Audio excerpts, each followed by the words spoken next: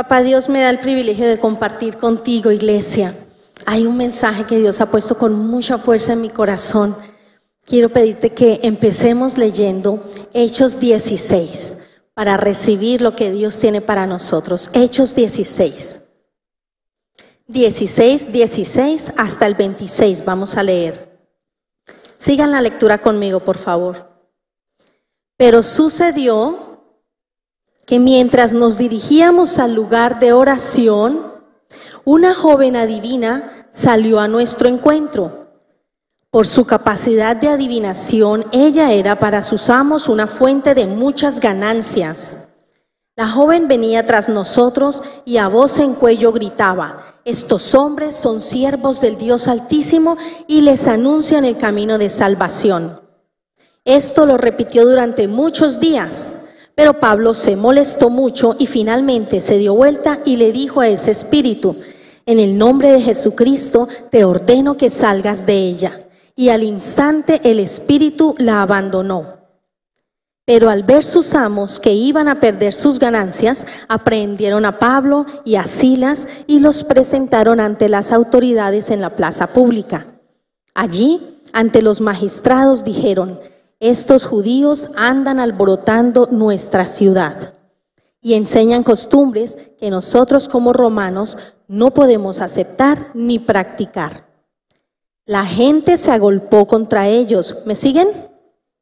Los magistrados les rasgaron las ropas y ordenaron que se les azotara con varas. Después de darles muchos azotes, los arrojaron en la cárcel y le ordenaron al carcelero que los mantuviera constantemente vigilados. Al recibir esta orden, el carcelero los metió hasta el último calabozo y les sujetó los pies en el cepo. A la medianoche, Pablo y Silas oraban y cantaban himnos a Dios, mientras los presos los escuchaban. De pronto, hubo un terremoto tan violento que los cimientos de la cárcel se estremecieron. Al instante se abrieron todas las puertas y las cadenas de todos se soltaron. Vamos a repetir este último. Les pido que me acompañen en la lectura y vamos a hacer énfasis. De pronto hubo un terremoto tan violento que los cimientos de la cárcel se estremecieron. Al instante se abrieron todas las puertas y las cadenas de todos se soltaron.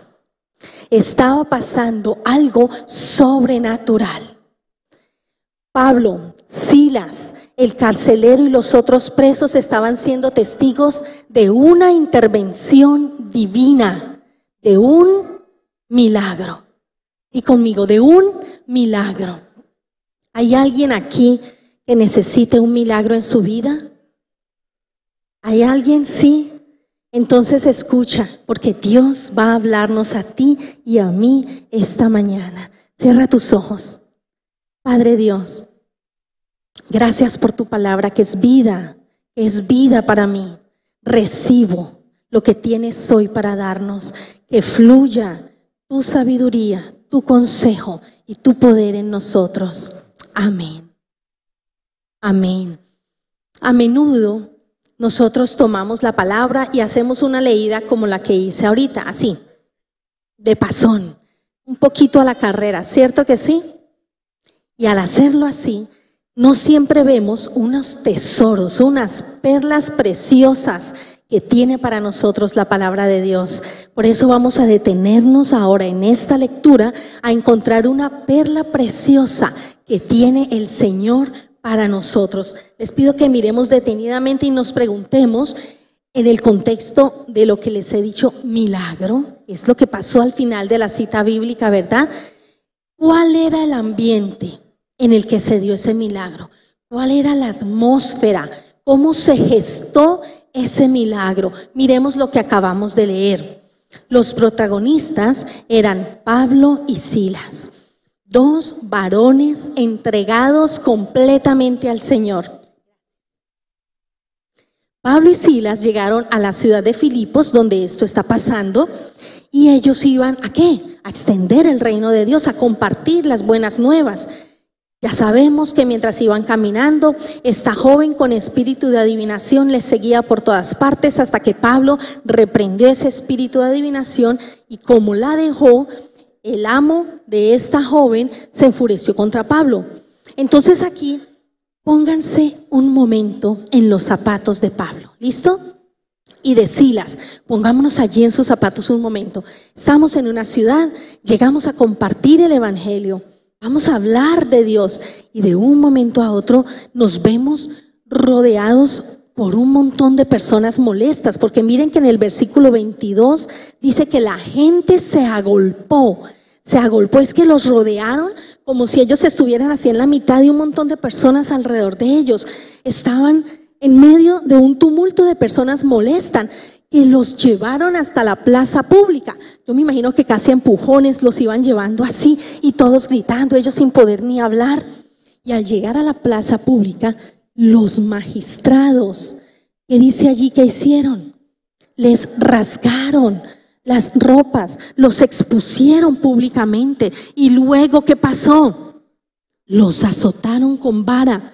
Dice que muchas veces los azotaron con vara. ¿Están puestos en los zapatos de Pablo y Silas? ¿Se están imaginando cómo están sintiendo ellos? ¿Están pasándola bien? Para nada. Están en una situación horrorosa, en una situación que uno no quisiera estar. Y no solo esto, después de que los habían golpeado muchas veces, dice la palabra, los mandaron a la cárcel. Resulta que cuando a una persona la han golpeado muchas veces no va a poder salir caminando como si nada. Seguramente tenían que llevarlos cargados. ¿Qué causarán unos azotes en la piel? ¿Qué piensan? Heridas. La piel es abierta y sangra y hay dolor, mucho dolor. Cuando ellos llegaron a la prisión, el carcelero los mandó ¿a dónde? A la última, a la más del fondo, la más oscura, más fría, que debía oler maravilloso. Allá estaban y allá les ataron los pies en el cepo. Entonces, vuelvo a hacer la pregunta. Ya nos hemos puesto en los zapatos de Pablo y Silas. ¿Cómo era el ambiente en el que se gestó el milagro? ¿Cómo era? Malo, duro, difícil. Piensen en más palabras, más calificativos. Doloroso, angustiante. Yo me imagino ellos en la cárcel pensando, ¿sobreviviremos? ¿Qué va a pasar mañana? Y dice la palabra en el versículo 25, a la medianoche. A la medianoche. Cuando yo estaba leyendo esto detenidamente, estuve leyendo comentaristas bíblicos y uno de ellos dijo, a la medianoche se podría decir en su hora más oscura. Di conmigo, en su hora más oscura. Y ahí a la medianoche, en su hora más oscura, pues lo lógico que este par de hombres se pusieron a hacer, ¿qué? A pelear contra Dios, a renegar, a maldecir, a decir, pero Dios, ¿cómo permites que nos pase esto a tus siervos? ¿Sí fue así? No, no fue así. No fue así. ¿Qué pasó? Versículo 25, a la medianoche, Pablo y Silas oraban y cantaban himnos a Dios. Oraban y cantaban himnos a Dios. Entonces Dios hizo lo sobrenatural. ¿Sí están viendo? El ambiente en que se gestó era un ambiente duro, de prueba, de dolor, de mucho dolor. Y ellos allí escogieron no maldecir, no criticar, no renegar, no pelear contra Dios, sino que orar y adorar. Orar y adorar. En su hora más oscura, Pablo y Silas escogieron orar y adorar.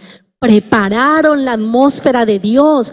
Dice el Salmo 22:3 que Dios habita en la alabanza de su pueblo. Ellos al orar y adorar estaban diciéndole desde esa prisión oscura al Señor, ven, te invito, ven, acompáñame en esta hora oscura.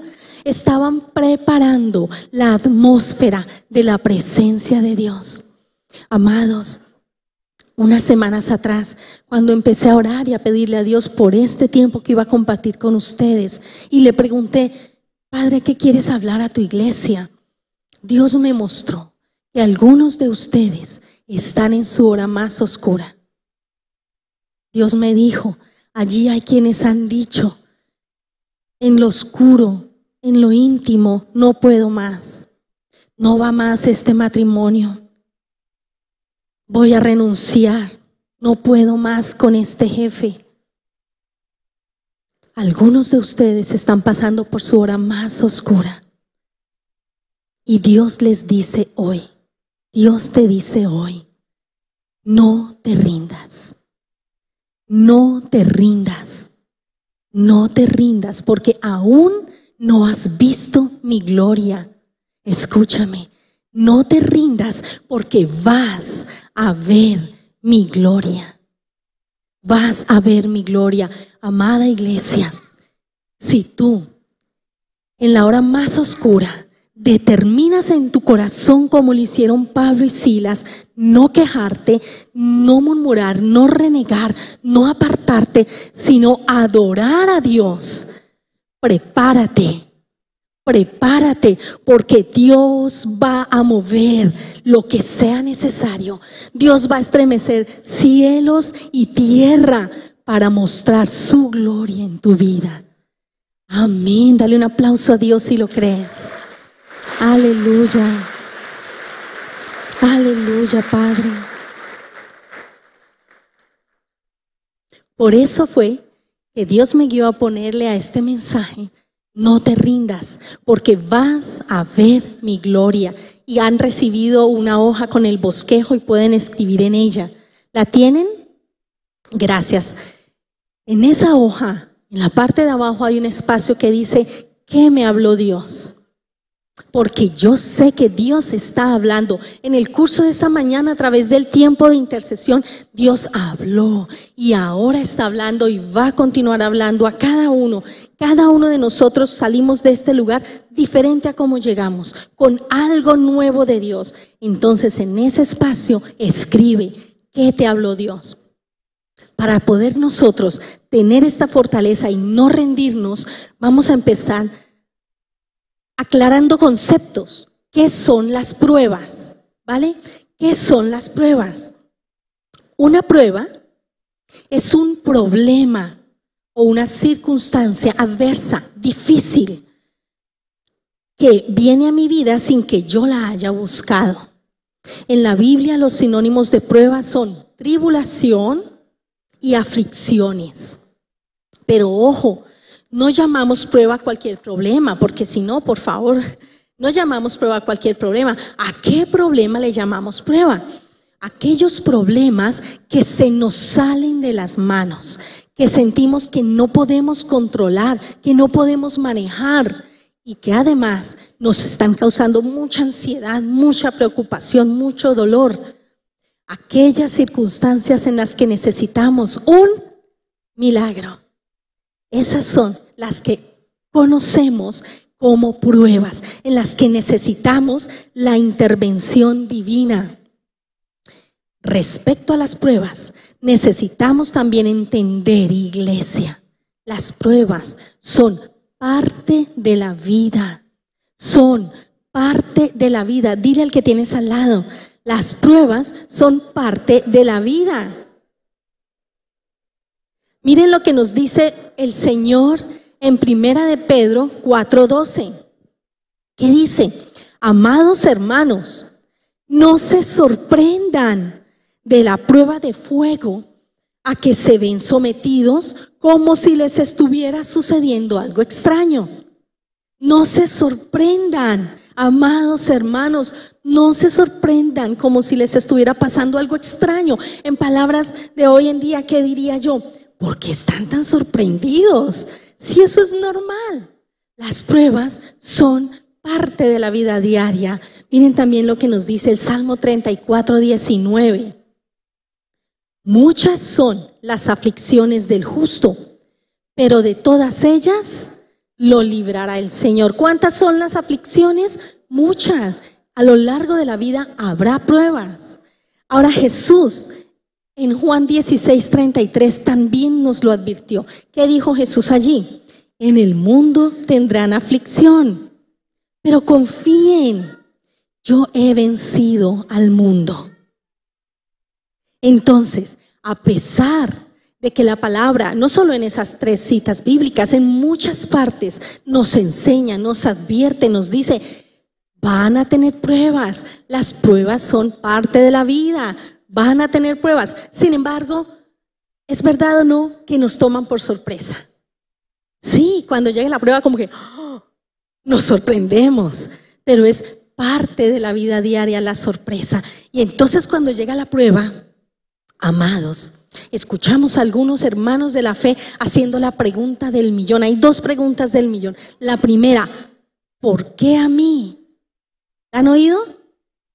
Pero ¿por qué a mí? Si yo le di mi vida a Cristo, si yo oro, si yo voy a la iglesia cada 8 días, si yo diezmo, ¿no debería Dios evitarme, aliviarme, quitarme del camino las pruebas? Pues no debería Dios hacerlo. ¿Por qué? Porque te ama. Vamos a ver lo que Dios hace a través de las pruebas y por qué no nos quita las pruebas.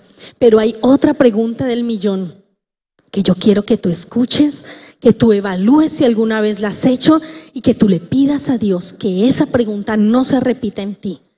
Y es que ante la prueba en el vecino, en el amigo, en el hermano, en ocasiones en la familia de la fe sale la pregunta, ¿tendrá algún pecado oculto? Fijo, mire cómo está. Fijo, tiene un pecado oculto. ¿Cómo se llama eso? Juicio. ¿Y qué nos dice Mateo 7:1? No juzgues para que no seas juzgado. Con la medida con la que tú juzgues, serás juzgado. ¿Y por qué miras la paja en el ojo de tu vecino y no miras la viga que tienes en el propio? Yo te pido, amado, que permitas que el Espíritu Santo hoy te hable. Y a veces cuando Él nos habla, uno siente, me da gallina.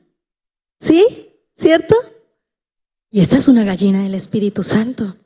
Ante la prueba del vecino, no juzgues. La prueba, otra vez, es parte ¿qué? De la vida diaria. ¿Cómo debemos entonces los cristianos ver la prueba?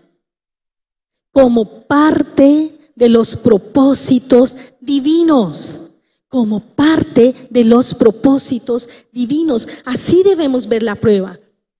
Pastora, pero si uno realmente está entregado a Dios, uno no debería pasar por pruebas y dificultades. Sí, díganle eso a Pablo. A ver, Pablo, apóstol Pablo, un hombre que dedicó su vida al Señor, que dio su vida, estaba dispuesto a morir por llevar el evangelio, consagrado totalmente al Señor. Y miren lo que dice Pablo en 2 Corintios 4, del 8 al 10. Miren lo que dice él allí. Estamos atribulados en un poquito, de vez en cuando, en todo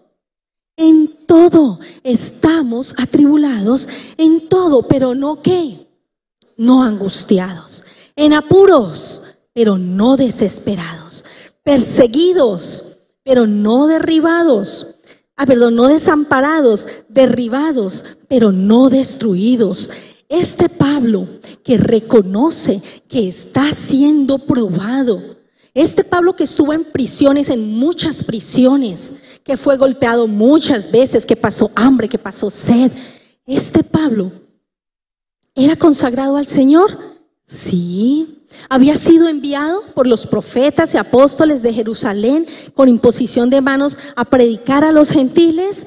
Sí. ¿Recibía visiones de Dios como la visión macedónica que justo fue la noche anterior de llegar a Filipos, la cita bíblica con la que abrimos?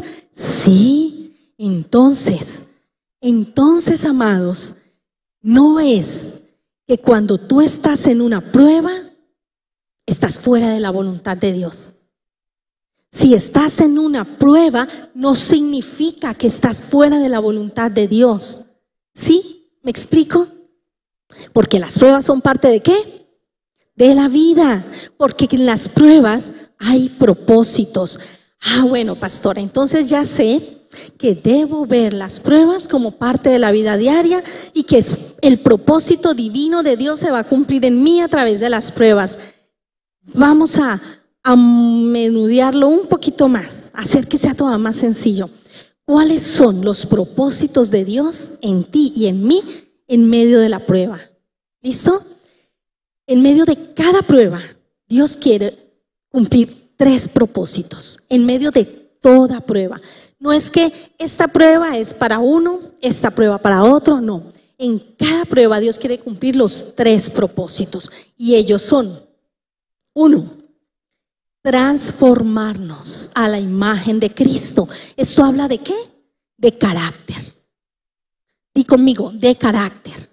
Muy bien. El segundo, revelar nuestra confianza en Dios, aumentarla y hacerla más valiosa. ¿Esto habla de qué?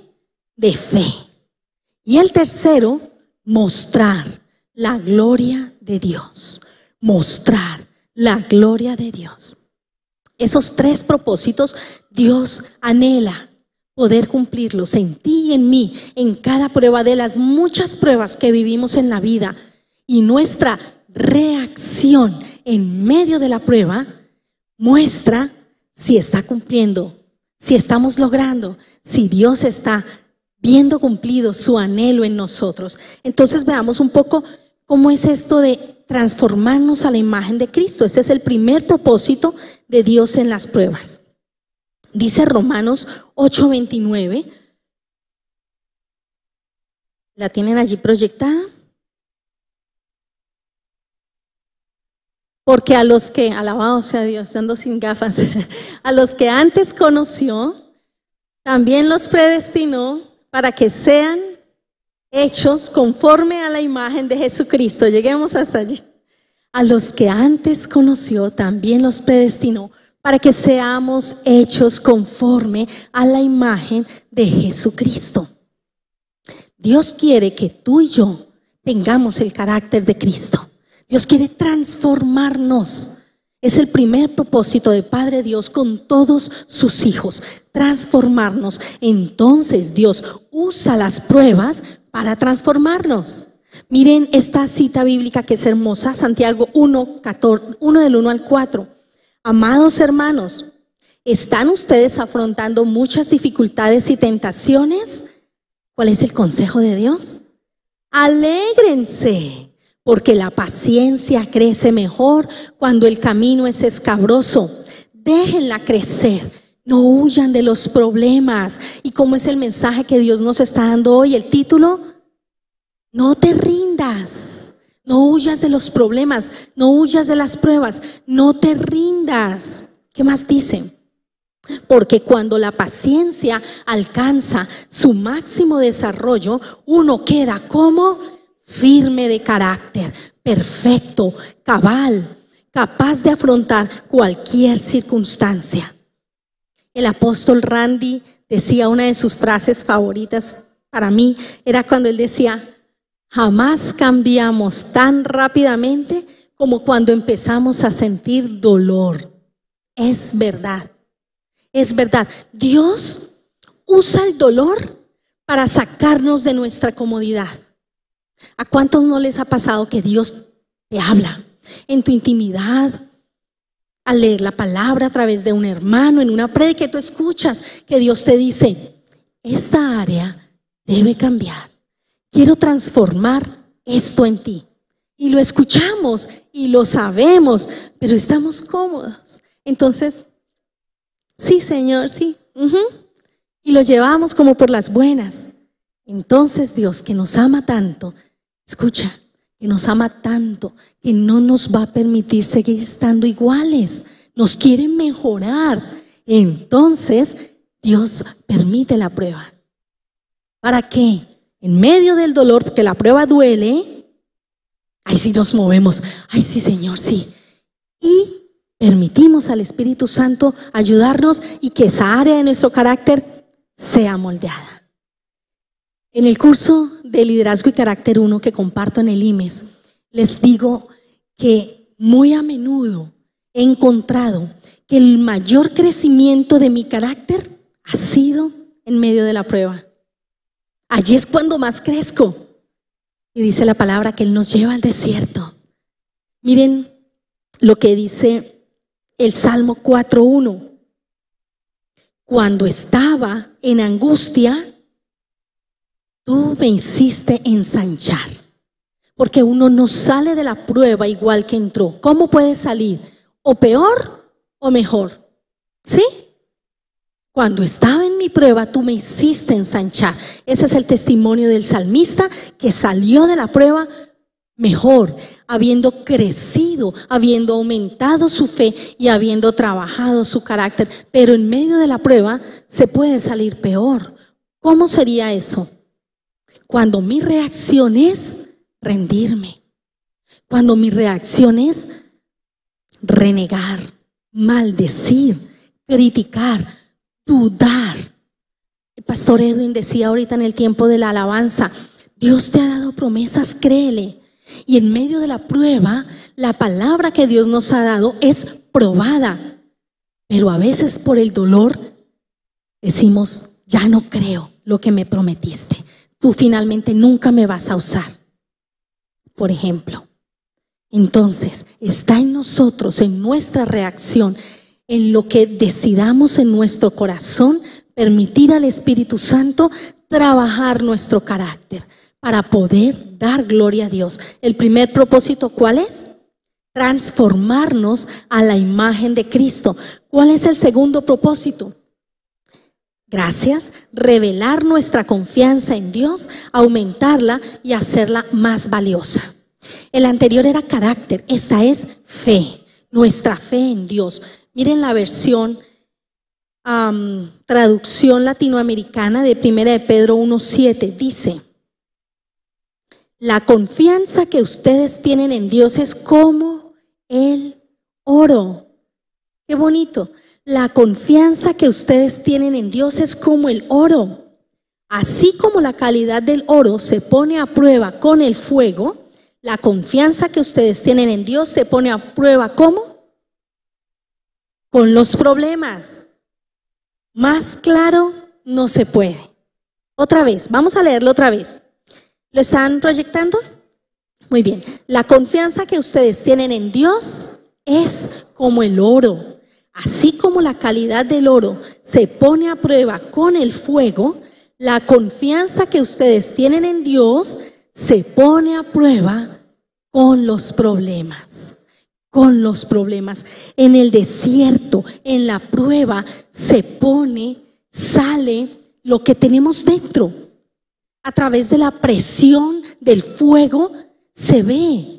¿Qué es lo que tenemos nosotros? ¿En quién creemos nosotros? ¿Cómo vemos nosotros a Dios? Miren el Deuteronomio 8:2.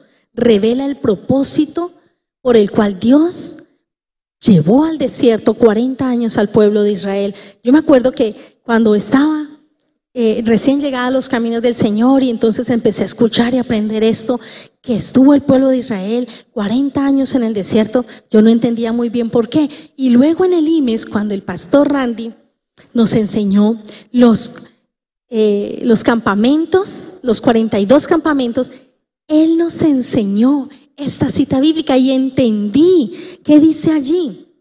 Te acordarás de todo el camino en el desierto por donde el Señor tu Dios te ha traído estos 40 años para afligirte y ponerte a prueba. ¿Y para qué? Para saber lo que había en tu corazón y si habrías de cumplir o no con sus mandamientos.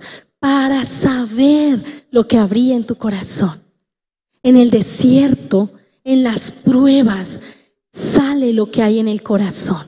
Y quiero compartirles que miremos, hablando de esto, de cuando es puesta en la prueba nuestra fe, el ejemplo de José.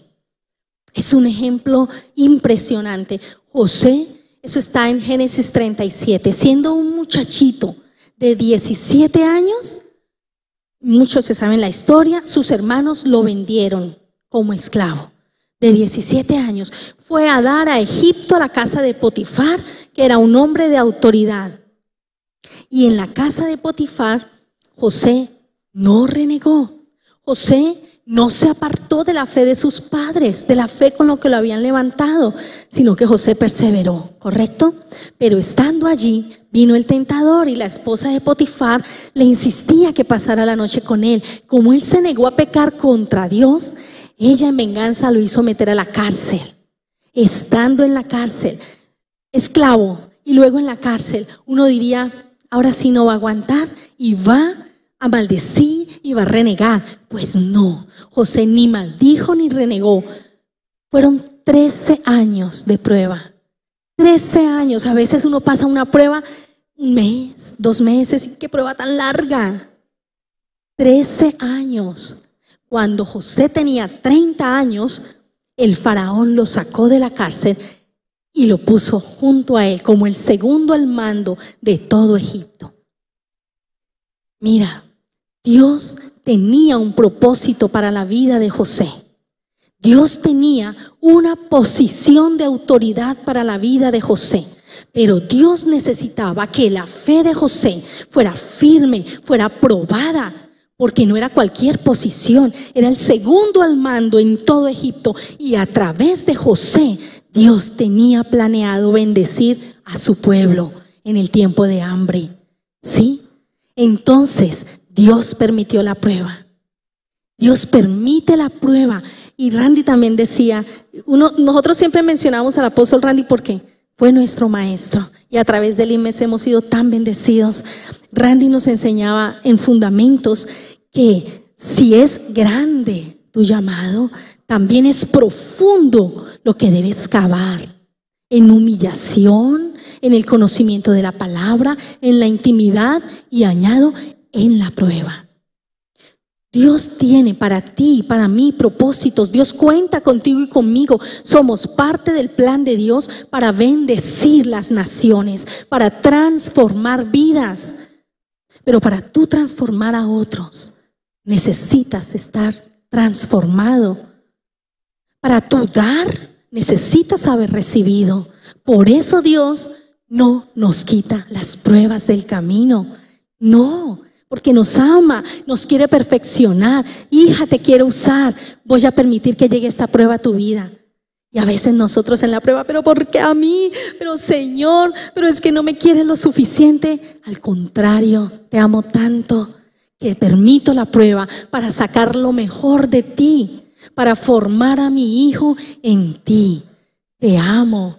Por eso no te rindas. No te rindas en medio de la prueba. Permite que Dios haga lo que quiere hacer. Mira las pruebas con ojos diferentes. Miremos las pruebas con las gafas de Dios. Entendamos los propósitos divinos para nuestra vida. Amén. Y vamos a ver el tercero y último propósito de Dios con las pruebas. Pero recuerden, no es que con esta prueba va a cumplirse el propósito número 3 y con aquella el propósito número 1. No.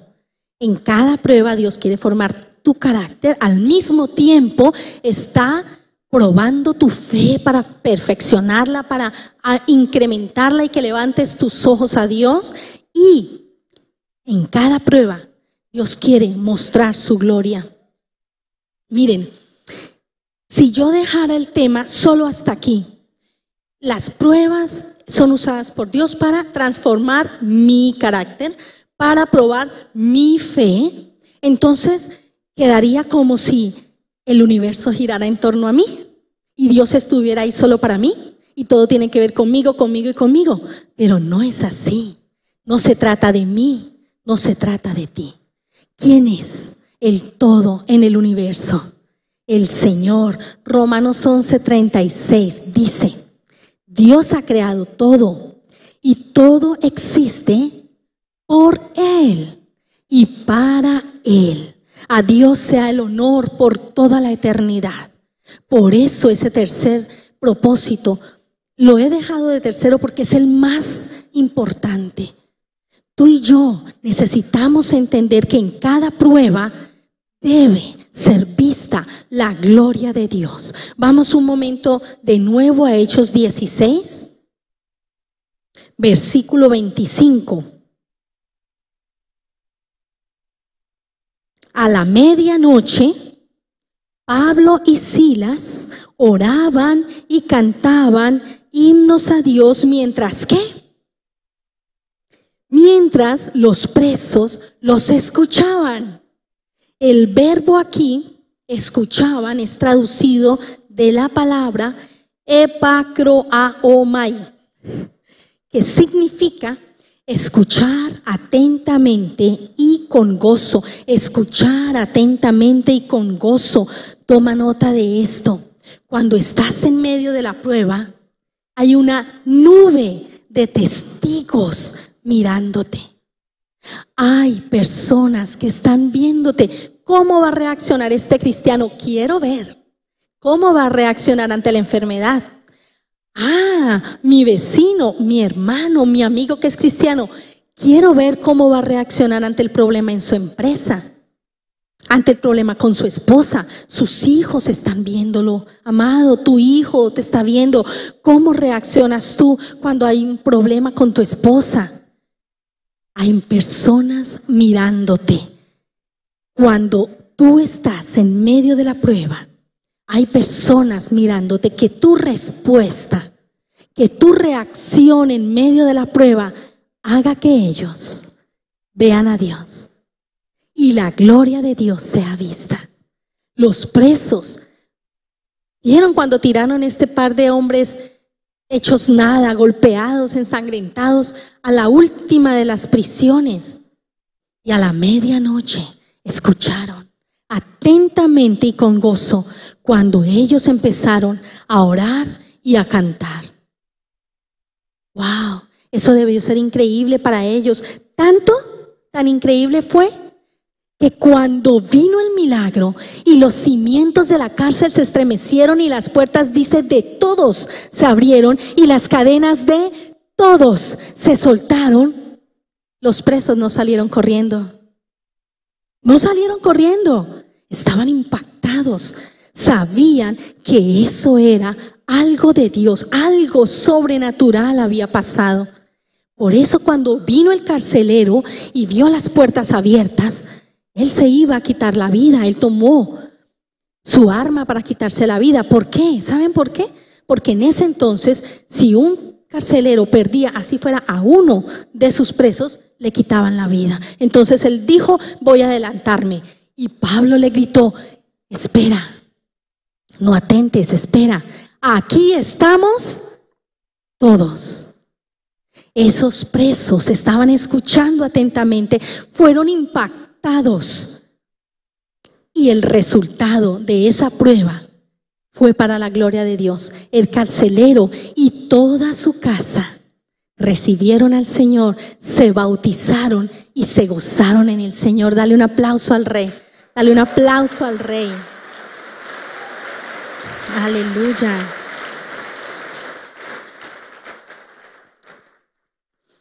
Dios necesita una generación que somos tú y yo, que esté dispuesta a impactar en el mundo, a impactar a sus vecinos. Una generación que esté dispuesta a hacer la diferencia, a en medio de la prueba adorar. Y hay una palabra que nos repite la Biblia una y otra vez en medio de la prueba. ¿Saben cuál es? A gozarnos, a reír, a disfrutar, a creer en medio de la prueba. Amén. La Biblia nos dice, regocíjense en medio de la prueba. Y Dios necesita esta generación, a ti y a mí, para hacer la diferencia, para transformar, para impactar, para traer bendición, mostrando nosotros el carácter de Dios, mostrando tú y yo quién es ese Cristo que habita en nosotros. Por eso, Amado, yo te reto, si tú eres de aquellos que Dios me mostró, que están en su hora más oscura, si tú estás pasando por una prueba, no te rindas.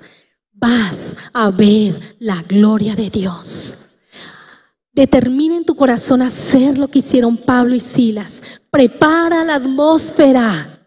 ¿Cómo?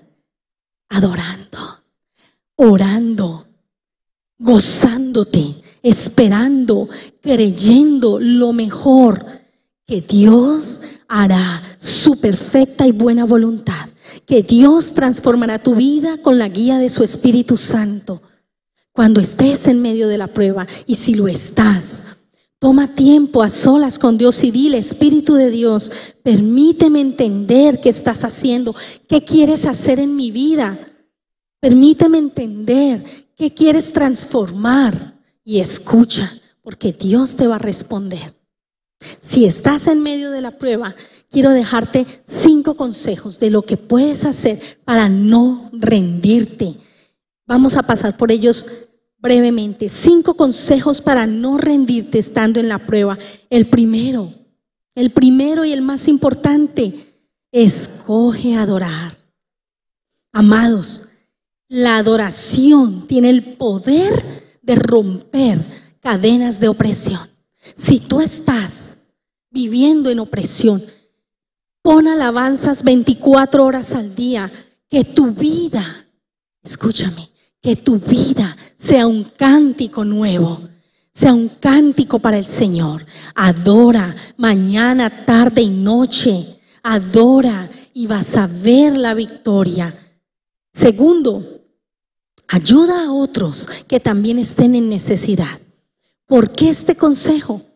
Porque en medio de nuestra prueba, yo sé que les ha pasado, a mí me ha pasado, que viene la autoconmiseración. Pobrecito yo, ay, pobrecito. Y entonces nos quedamos como lamentándonos o como los perritos lamiéndonos las heridas. Pero esa no es la actitud. Debes salir de esa condición. Y ayuda mucho cuando tú vas a otro que también esté en necesidad, porque cuando vas a otro y vas a darle fe, tu fe también se fortalece y te das cuenta que Dios es poderoso y sales de esa condición de conmiseración. Amén. Tercero, guarda tu corazón del desánimo. Guarda tu corazón del desánimo. Párate firme en las promesas de Dios. Para guardar tu corazón del desánimo debes proteger 3 cosas. Tus pensamientos. Eso significa que debes estar leyendo la palabra, que debes estar mirando la Biblia y no tanto televisión. Guarda tus pensamientos, guarda tus oídos. Y si hay alguien cerca de ti que se queja, que maldice, que murmura, aléjate. Evita que entre a ti desánimo a través de tus oídos, y guarda tu boca. Habla fe, habla vida, habla la promesa de Dios. Repito lo que enseñaba el pastor Edwin ahora en la alabanza. Declaremos las promesas que ya Dios nos ha dado. Eso es lo que debemos hablar. Vida, fe. Y de esa manera estamos guardándonos en el tiempo de la prueba para no rendirnos.